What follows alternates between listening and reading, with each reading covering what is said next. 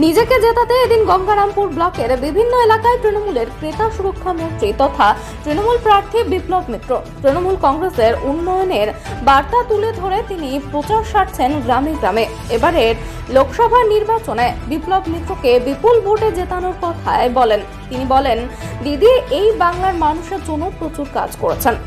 লোকসভা ভোটে দক্ষিণ দিনাজপুর জেলায় এবার জিতবেন মাননীয় মমতা ব্যানার্জি।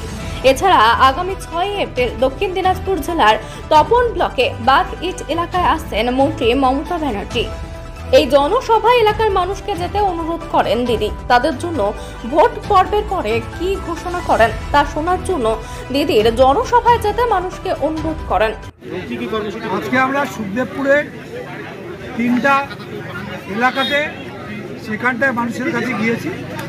সেখানটায় গিয়ে আমাদের প্রার্থী হিসাবে যে আবেদন জানানো সেটা আবেদন জানিয়েছি এবং বাংলার সঙ্গে আমাদের জেলার মানুষের যে বিপদ সেই বিপদটাকে আমি মানুষের সামনে তুলে ধরেছি এবং তারপরে আমরা জাহাঙ্গীরপুর অঞ্চলে এখন অলরেডি আমরা এর আগে একটা জায়গাতে করে আসলাম, আবার এটা দ্বিতীয় করছি।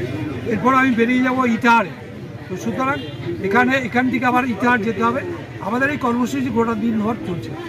আগামী 6 এপ্রিল মমতা ব্যানার্জি তপনে আসছে, কর্মীদের উদ্দেশ্যে কি বার্তা থাকবে এবং কর্মীরা কতটা উৎসাহিত হবে মমতা ব্যানার্জি আসার পরে? অবশ্যই দারুণভাবে উৎসাহিত হবে, কারণ মমতা ব্যানার্জিকে সবাই লিডার হিসাবে মেনে নিয়েছেন। সুতরাং তিনি বাংলার মুখ্যমন্ত্রীও বটে।